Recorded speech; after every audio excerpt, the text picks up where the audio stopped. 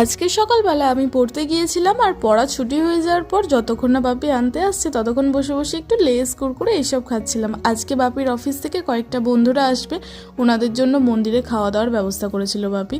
মা এখন এখানে সমস্ত কিছু মুছে রেডি করে রাখছে। আর আজকে রান্না হয়েছিল শুক্তো, পনির, ফুলকপি, বড়া, ডাল, বিভিন্ন রকম ভাজাভুজি, তারপরে চাটনি, পায়েস, পাঁপড়, মিষ্টি, সন্দেশ, এই সমস্ত কিছু।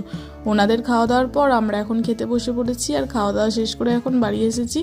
এটা হলো ম্যাডামের বড় ছেলে, মানে বাপির অফিসের একটা ম্যাডাম এসেছেন, ওনার দুটো ছেলে, এটা হলো বড় ছেলে। তো শহরে থাকে, তো গ্রামে এসে পুকুর দেখে বাপিকে বলছে কি জাল ফেলার কথা।